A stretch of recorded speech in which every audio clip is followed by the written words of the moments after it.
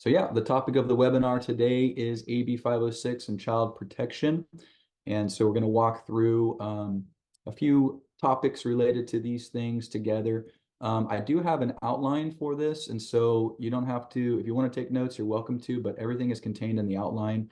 If you want to scan that QR code, then you'll have access to the outline, and it basically has everything that's in this presentation. That way you can just kind of follow along and think about some maybe questions that you might have as we have time toward the end of the time there. So I'll give you a few more seconds to get that if you want it.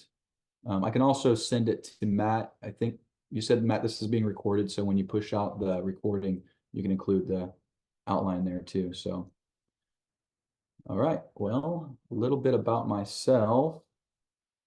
So my name is Adam Wilson, and this is my picture of my family here. Actually, I have 4 boys, but one of them is 20 years old and not in this picture. He's in the Atlanta area. So 8, 10, and 3 years old, and they keep us pretty busy here. So a little bit about my personal life. I like to make personal connection and hope to get a chance to get to know all of you as well at some point in the future.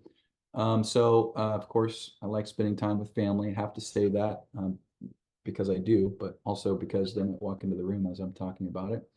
I coach my boys' sports. Right now we're ending basketball and we're starting Little League. And so it's fun to be involved in that regard with the boys and sports. Mountain biking, I'm really into mountain biking, cycling in general, mostly mountain biking. My family is involved in mountain biking as well. We've got a pretty nice setup to be able to get out and about. You see the Golden Gate Bridge there behind me. A few people are hanging out at the Golden Gate Bridge. We like riding across the bridge as well and spending time in San Francisco there. Classic country music. So I grew up listening to country music all the way from the 50s and 60s to early 90s. And I actually write and play country music as well. So that's just a little side note. And then on the spiritual aspect, theology and apologetics. I came to know Jesus at 23 years old. I'm much older than that now, but ever since I came to know Jesus, from that point forward, I had questions, a lot of questions, and I've been asking questions about God, about the Bible, about the Christian faith, about religion in general.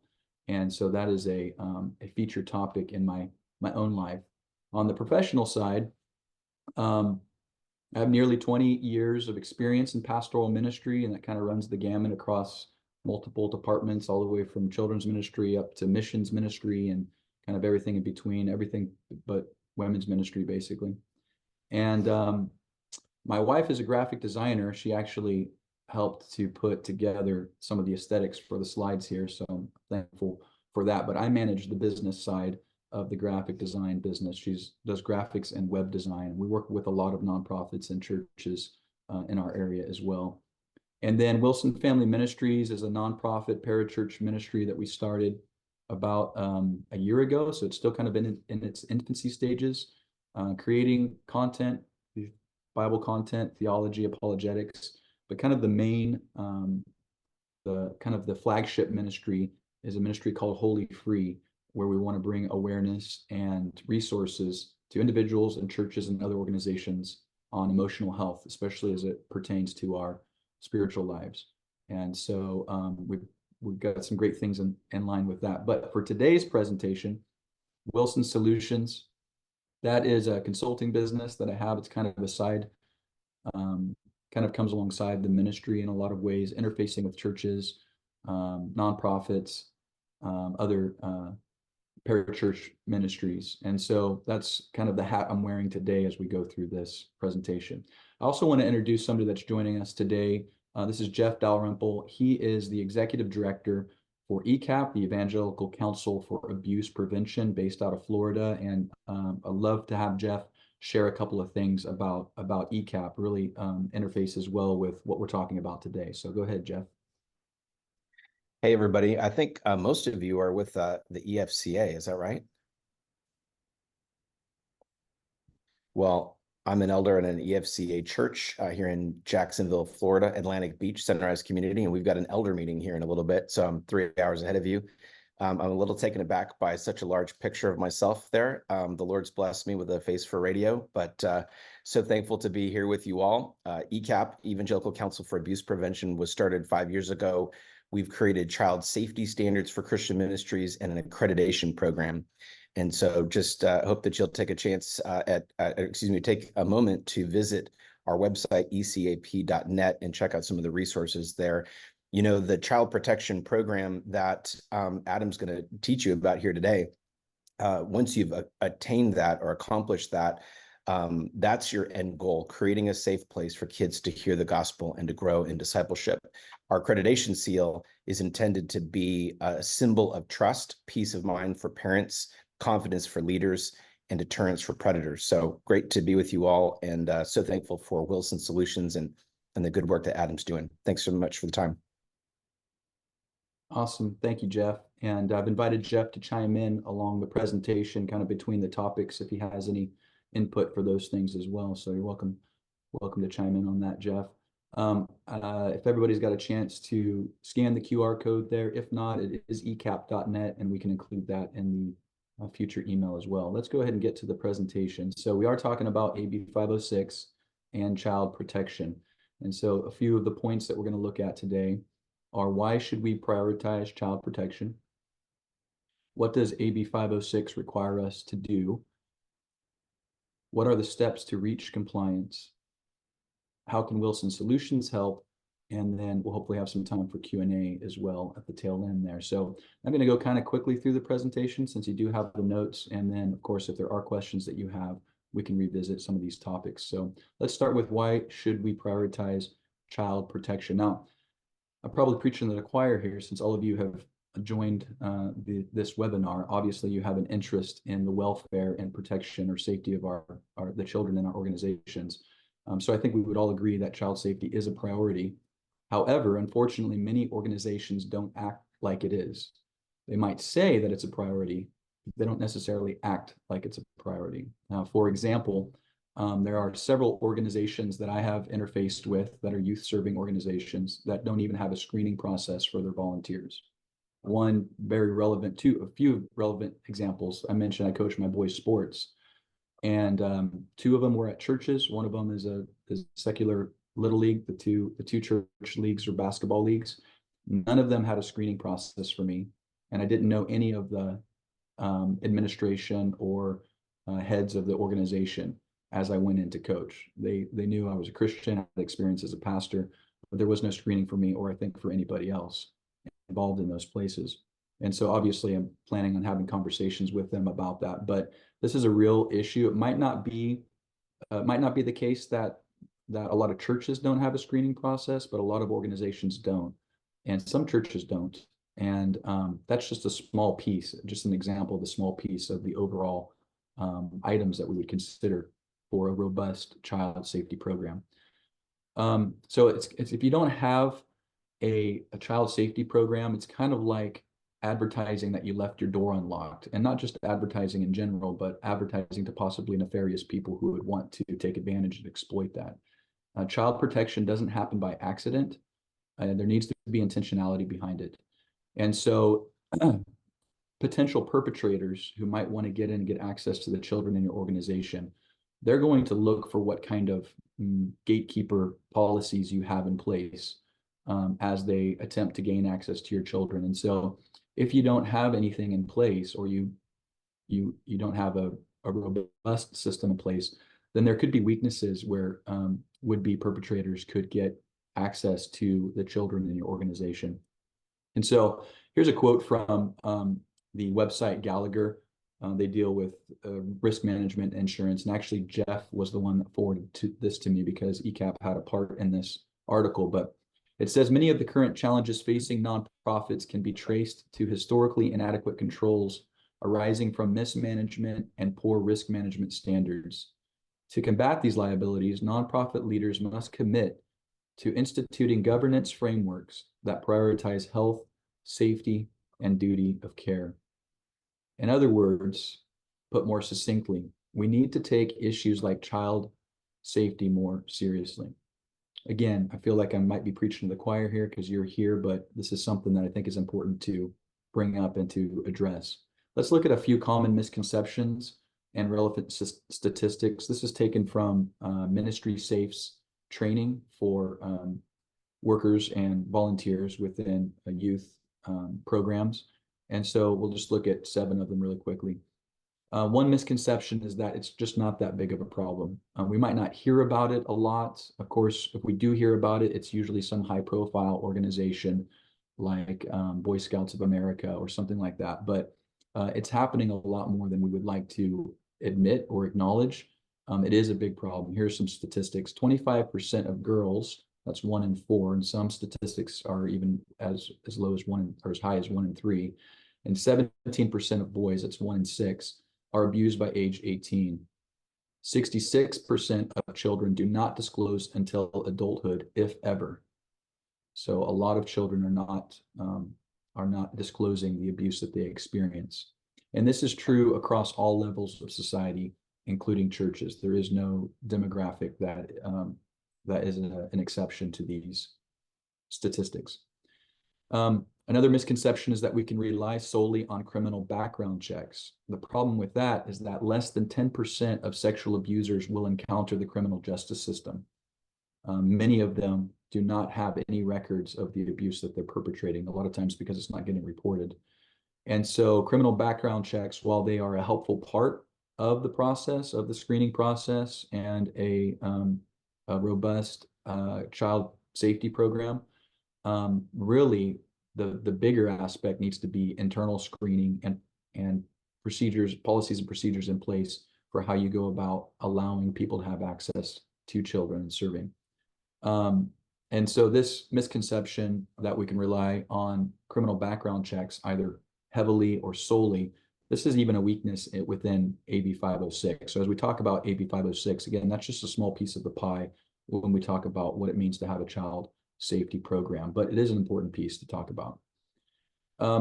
Number 3, the concept of stranger danger. A lot of people have in mind that, most child abuse or sexual abuse might happen through abduction by somebody that's in a van with candy or a puppy or something like that. But the statistics show that actually 90% of children are abused by somebody that they know and trust. So it's somebody that has regular access to the child, to the family, to the community that that child's a part of. Another misconception, most offenders are single men. Actually, the majority of convicted male offenders are married and often have children of their own.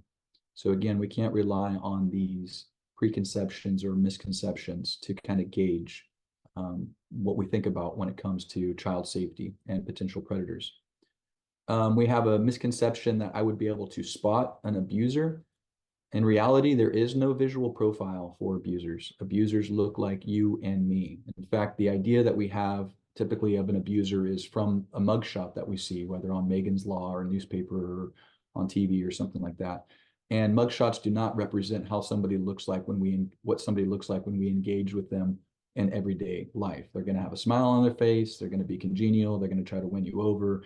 They're going to try to want to not only groom the children when they get access to them, but groom the gatekeepers and being trusted by the gatekeepers, those of us that are responsible for the safety and protection of children, to be able to get access to them. So we have to remember that. Another misconception is that all abusers are men. While most abusers, sexual abusers that are convicted are men, 90% that is, 10% are women. You probably see in the headlines every once in a while when it comes to schools, actually, you see this scandal of a young female, usually attractive junior high or high school teacher, and there's been a scandal about sexual misconduct there. So again, there is no profile that matches a potential abuser. The last misconception we'll talk about is all abusers are adults. And the statistics show that 33% of reported cases of child sexual abuse are peer-to-peer. So we don't only have to worry about access from children to adults, but also peer-to-peer. And a lot of times it could even be if we have a minor worker, a youth worker who's involved in children's ministry, and we don't do background checks on them if they're less than 18, so that wouldn't catch anything. And they're only oftentimes a few years older than the children that we are interacting with, and so we just have to be mindful of that as well. And so let's look at a couple of other points related to why we should prioritize child protection here. Sadly, unfortunately, many times change within a system for child protection only occurs after an event or crisis. In other words, it's event driven or crisis driven. I know a few organizations that this was the case for them, and they realized, oh man, we were behind the eight ball and we need to make sure that that never happens again. And when it comes to some things in life, like if you lock your keys in your car and you have to call a tow truck to come and either help you get access again to your car, and that might cause you to implement a change of, I'm going to buy a hide a key magnet and put it somewhere in my car so that never happens again. And so, it's not that catastrophic in that situation. But when it comes to child safety, these events are catastrophic. And so it's not an acceptable thing to wait for an event or a crisis before we begin to seriously think about child safety. And so it's our job to do all that we can do to prevent an incident. It's our duty as shepherds, overseers, and stewards of the children that we care for. Children cannot advocate for themselves. They need somebody to stand in the gap for them when it comes to their protection. So the other thing about child safety, child protection, is that oftentimes people think about it in terms of compliance. What do I need to do to get by with compliance with AB506, for instance, or maybe with best practices? So compliance may satisfy our duty to fulfill the law, but our duty should exceed simple compliance. We would say that we need to move from aiming toward compliance to developing really a culture of commitment in regard or in relation to child safety. We want to develop a culture of commitment that says, no, we're going to take active measures to make sure that we're protecting our children. We're not just going to make sure we're checking off boxes here. We want to be intentional about it and make it a priority within our mindset and our culture of our organization. So let's move on to, what does AB 506 require us to do? I do want to give a little bit of a disclaimer here. I'm not a lawyer, so it is the responsibility of each organization to understand compliance requirements and make sure that they are doing due diligence to obey the law in that regard. But I do think that I can help give some helpful points regarding how we are able to comply with AB 506. So first of all, AB 506 actually went into effect in January of 2022. And so it's been in effect for a few years now, but there was one element, namely the live scan, the fingerprinting element, that the DOJ extended until January 2024. So that's where the deadline comes, that was mentioned in the leader for this webinar, that the deadline has arrived for all youth serving organizations to comply with AB 506. So we always had to comply for the last few years, but in particular, this element of the live scan fingerprint background checks is the additional element that is now in effect. There are essentially 5 elements or requirements contained in AB 506, and so we're going to take a look at those now. It's kind of 3 main elements and then 2 sub-elements under one of the categories there. So the first element requires that we complete training and identification reporting. So this is sexual abuse, this is child abuse identification reporting and child neglect identification reporting. So it has to contain not just sexual abuse, which was kind of the common thought before, but this is all forms of abuse. And that should be a given, but now it's in the law. It's beyond just sexual abuse. It's all forms of abuse, whether it be physical, emotional, verbal, sexual, neglect. We have to complete training that includes those elements for both identifying signs of abuse and also reporting suspected abuse. And we'll talk more about that in a little bit here too. So the second element is to conduct fingerprint background checks. And I have fingerprint italicized there because many of us are used to doing background checks, what's known as nationwide county background checks, through typically a service like maybe Protect My Ministry or some other service that's able to do background checks on our volunteers. This specifically is requiring a specific type of background check, which includes getting fingerprints from those who would have access to children. So the third element is to develop child abuse prevention policies. So the law requires that organizations have child abuse prevention policies or a child protection program or a child safety program in place. And actually, the law also gives permission to insurance companies to not write policies for organizations unless they have a policy in place. And I've heard that there are several insurance organizations that have taken that stance. They're either requiring retroactively for the organizations that they represent or underwrite to put a child protection policy in place, or they're requiring new organizations that might onboard with them to have them in place. And the law is pretty, they don't require a lot. It actually says at the very minimum, or at least these two elements, the policies need to include an assurance that reporting of suspected incidents will go to outside agencies. In other words, the suspected incidents will be reported, but they won't just be reported internally and handled internally by the organization. They need to be reported externally to the relevant outside agencies that can deal with handling a report when it comes. And the second element for the child prevention policies that need to be in place is to require presence of at least 2 mandated reporters whenever there are children present. And the law actually states that they kind of put a little bit of leeway in there, and they said to the greatest extent possible. So requiring the presence to the greatest extent possible of at least 2 mandated reporters whenever children are present. So what are the steps to reach compliance? Those are the 5 elements that are included in AB506. What are the steps to reach compliance? They can be pretty involved, especially when it comes to the fingerprinting aspect, if you're not doing that yet. So for the training element, a few things here. The training is actually available for free at this website, mandatedreportersca.com. You can access the training for free there. So we'll talk about other options as well in a moment, but they do say specifically in AB506 that the training can be completed through the mandated reporter training that the state of California puts out for free. So it's a 3-hour training for clergy. And by clergy, I would say that includes not just a pastor or an elder, but also anybody who has a staff position and supervisory position within the organization.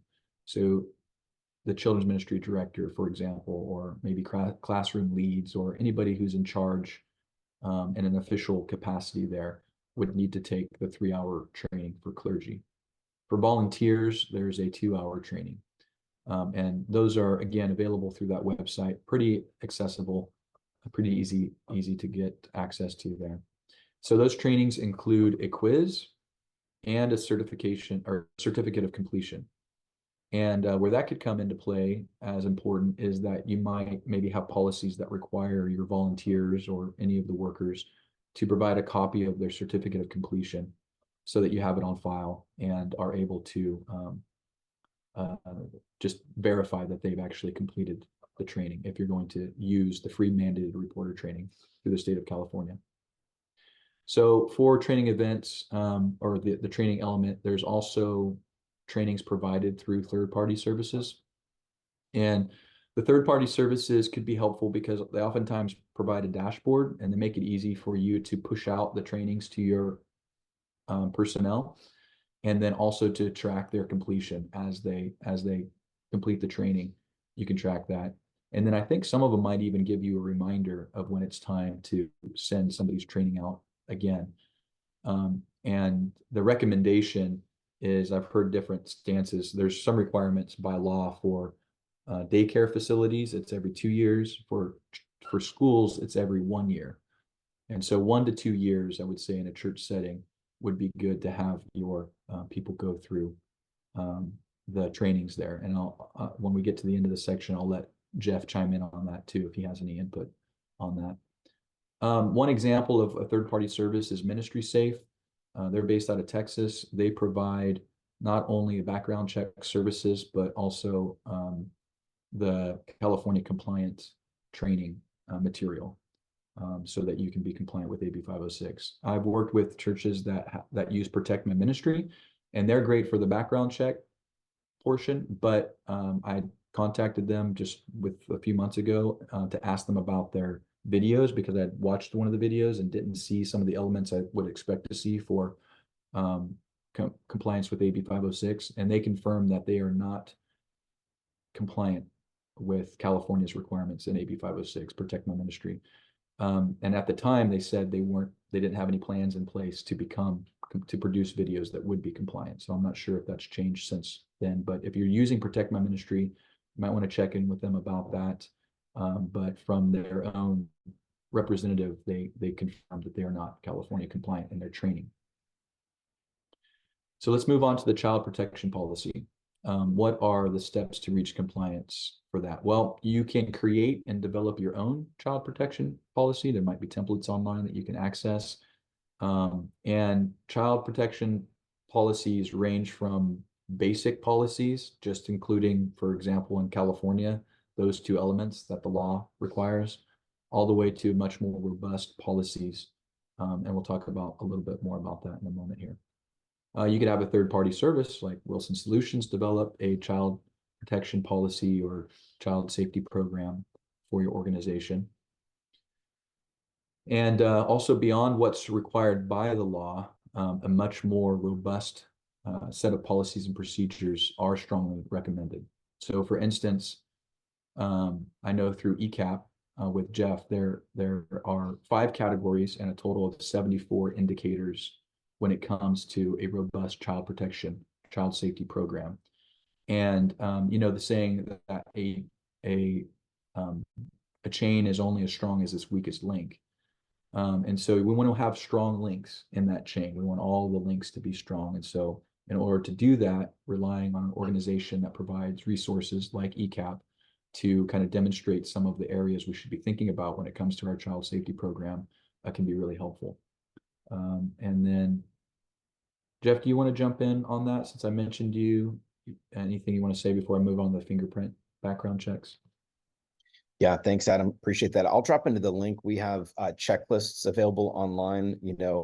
Wilson Solutions is a great option, especially related to California. But I can share some checklists which exceed California requirements, so long as you're aware of some of those things like the live scan system. But you can do your own diagnostic to see how you're doing with child protection and perhaps where you can work to strengthen your child protection program or enhance that a little bit. Again, Adam will be a great resource for that, but I'll just share this resource in the chat. Did I answer your question, Adam? Yeah, I think so. And just if you had anything else regarding the child safety program, but yeah, I think that's great. The standards that you have on assessment. You covered the 5 categories. One thing that Ministry Safe wouldn't address so much is, starting off with good and godly governance, we believe is a foundation to child protection. And then we'd also like to work with you to have a response plan before abuse takes place. And remember, statistically, abuse is more likely to happen outside of your ministry context. And so you want to make sure that your team is on the lookout for those indicators of abuse that could be happening in another context, and then knowing what to do based on your philosophy of ministry, based on your values, what kind of counseling you might provide and support to that family or to that child or to that victim that may have experienced abuse. Yeah. Yeah, and that's a great point, Jeff. Thank you for bringing that up. I wanted to mention that too. That it's our responsibility, again, as stewards within the context of our organization, but also in requirement to the law, AB 506, and other child protection laws in California, make it clear that it's our duty not just to resolve or address incidents that might happen within our organization, but to be on the lookout for children that are coming into our campuses or organizations that might be being abused outside. So a lot of this identification and reporting applies to if somebody's coming in, not just preventing abuse from happening within our context, but also recognizing and reporting it when it comes into our context from the outside. And so those are 2 major components of this whole aspect: is setting up policies and procedures to prevent it from happening within our organization, and also being able to identify when it's coming into our organization, what's happened on the outside, and it's interfacing with our organization so that we can address it as well. So let's look at the fingerprint background checks as kind of the last part to the steps to reach compliance. And we're getting kind of close to wrapping up here with the slideshow, so we'll have some time for Q&A. So for the fingerprint background checks, there are a lot of things to think about here. The state of California requires you to do this, but they don't necessarily make it easy for you to do it, surprise. And so there are no third-party service providers that can act as a kind of a mediation company between you and these results. Each organization needs to apply to become an authorized agency through the DOJ. So this is all handled internally. You can't have a third-party service provider for this. I will say though, kind of a side note, I'm actually looking into the possibility of providing a custodian of records service that would be a part of this. It wouldn't serve as a third-party replacement for the need for an organization to become its own authorized agency, but it would help with some of the legwork that goes into maintaining the system once you have it in place. You need to designate three people, at least three people, a contact person, a head of agency, and the primary custodian of records. And this person can be the same person for all three. It's recommended typically that the custodian of records, if the church has personnel and or volunteers that can be committed in this way, that a pastor elder may be the head of agency, but it's recommended that they're not the custodian of records because there is a lot of administrative work that's involved for the custodian of records. So of course we wouldn't want to have that consume the time of those who are, given their attention to the word and caring for the people in the church. There's some cases where that's unavoidable. There's a few churches that I'm working with where the pastor is the only paid staff, and so they are the custodian of records. You can have multiple custodian of records as well, but you do have to designate the primary COR when you apply to become an authorized agency. So the youth organization's application is on the DOJ website, and I can provide that as a link as well. It's actually there is a link on the PDF that I'll provide for the outline. And so if you scanned it with the QR code reader, then you should have access to that PDF, and it has the website link there on it. It should be hyperlinked. So the application, it's 26 pages. There are 13 pages that you have to fill out and 11 that you have to submit. So it's kind of tiered in that regard. And a lot of it is basic information regarding the organization, but then there's a lot of kind of technical information concerning how you're going to receive the information, whether or not you want to have subsequent arrest notifications, and some other kind of technical information. You must include, if you want to have the nonprofit waiver for some of the fees, you must include proof of nonprofit status. Two of the EFCA churches that I've worked with, they have their status under the EFCA denomination. And so you would, if that's the case with your church, then you should have that letter, but if not, you should be able to reach out to the denomination and ask for the letter. And it's basically a letter that says that you are in good standing with the EFCA and you're represented under their 501c3. So you, as an organization, you'll have your own tax ID that you'll need to include on the application, but your proof of 501c3 as a nonprofit might be under the EFCA denomination. So that letter would work. I know it works because we've gotten approval using it before. Let's move on to the next part. So upon preliminary approval, there's a few steps. There's actually 3 steps in the application process. You get like a preliminary approval where it says, okay, we received your application, and now your designated COR, custodian of records, needs to go get live scanned through the DOJ in order to make sure that that person, their own background check clears. If they're going to be handling criminal offender record information, they need to be somebody who clears the background check. And that fee is $79 through the state of California. And there's also probably a rolling fee of at least $25 that would go on top of that for the live scan site to provide the services to roll your fingerprints. So you'll get, once your application gets approved in a preliminary status, you will get a notification that says, okay, now the COR needs to go get live scanned. And then once you get live scanned, it's another waiting process to receive final approval and all the information that you need to be able to access the record information. And that's what we're going to talk about now. So upon final approval, the custodian of records will have to go through a training through the CJIS, Criminal Justice Information Systems website, in order to operate as a custodian of records. It doesn't prevent you from accessing information if you start live scanning people, but it does, I think it typically prompts up, hey, you've got your reminder, you've got your training that needs to take place, just a reminder. And then you'll also need to set up your mail server access to the criminal offender record information. And there's actually there's a lot of responsibilities for the head of agency and for the custodian of records.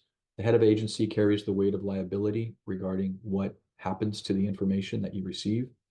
The custodian of records also does as well, but they have the additional element of doing all of the legwork for reviewing the information that comes in and making sure that policies are kept in place. You have to have a custodian of records policy, and that's regarding your access to your storage, your dissemination, and your destruction of criminal offender record information. So the COR has pretty extensive responsibilities they have to pay attention to. And that's why I'm considering setting up a COR service so that that might be kind of done by a third party. So multiple forms need to be developed. There are two different forms for live scanning volunteers and employees, two different forms for them. As I mentioned, you have to develop a custodian of records policy. There is a requirement to have a employee statement for anybody who has access to those records, an employee statement, signed statement on file. So there's several forms that need to be included in kind of the package of getting access as an authorized agency. Live scan fees begin at $15 per person. So as a nonprofit, they will waive the California fee.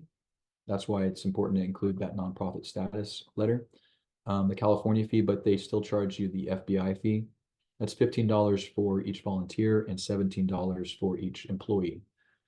And plus the rolling fee, which begins at the lowest I've seen, and $25. Usually, a lot of sites are usually around the $35 mark per person. So there are some expenses, but these aren't things that you have to do on a continual basis. You just have to do it for each person that has access to your children. And then since it's live scan fingerprint, basically you set up you include in the application that, yes, I want to receive subsequent arrest notifications. So with countywide nationwide county background checks, it's kind of like everything from this point backwards, I have access to. If something happens after that, you don't know about it. And that's why you have to repeat either annually or every 2 years the background checks and the training. That's what's recommended. With the fingerprinting, because of the subsequent arrest notification, you do it one time, and then if anything ever happens with that person, then you get a notification.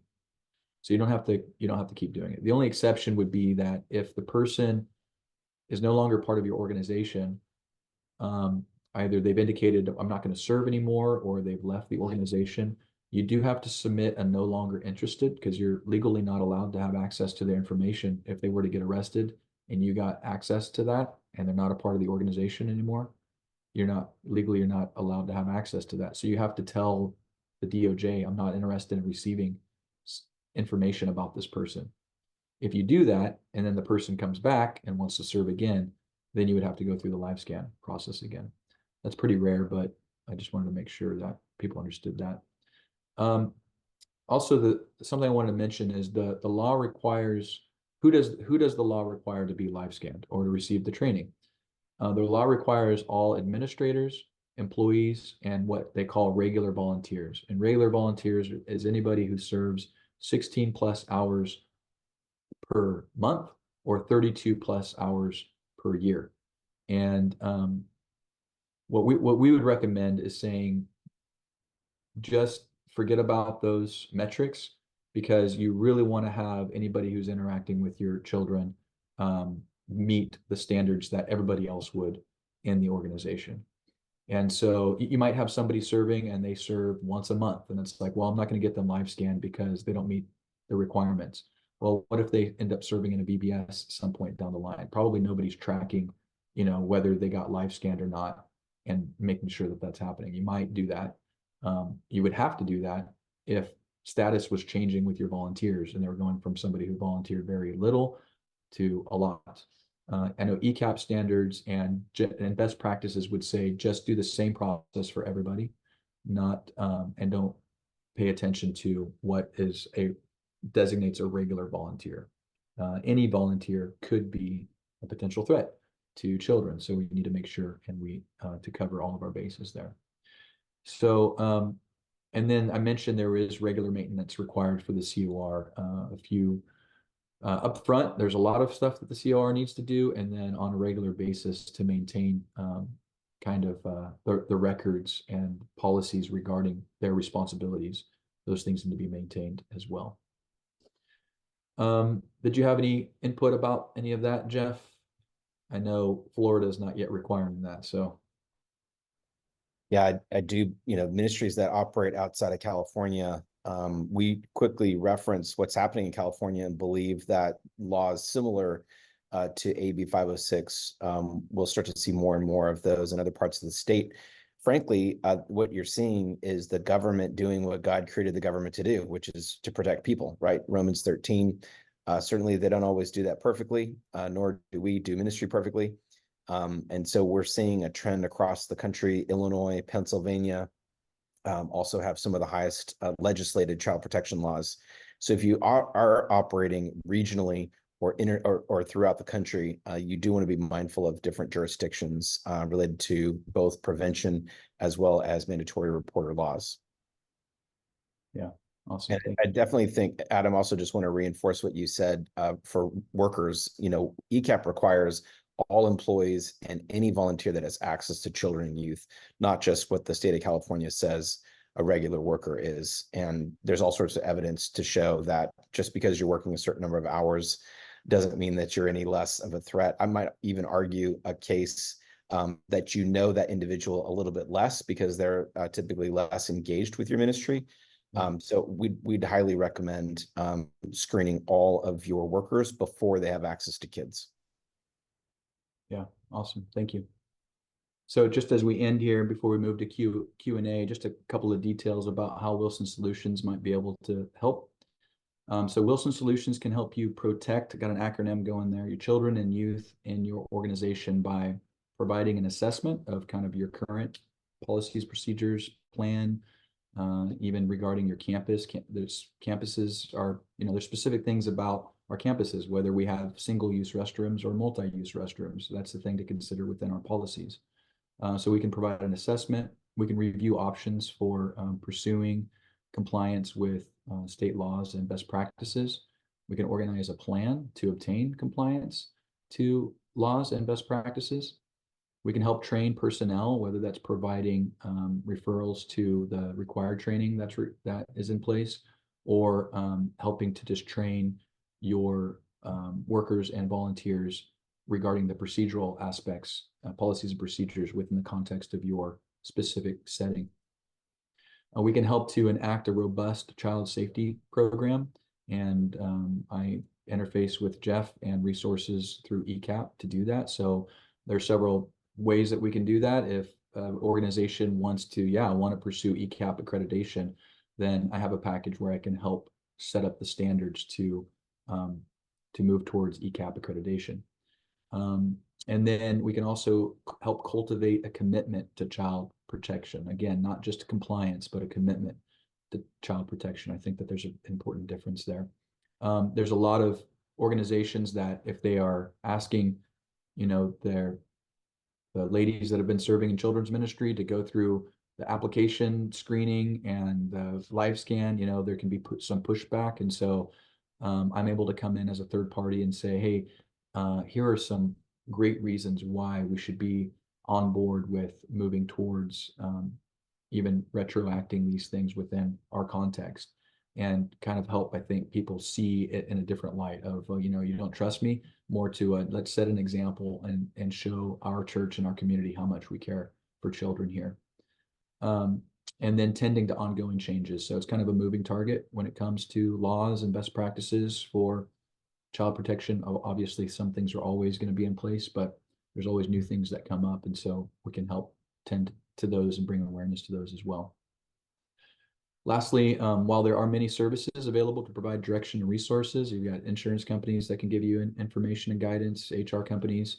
Wilson Solutions can do most of the work for you. So that's kind of where we stand apart.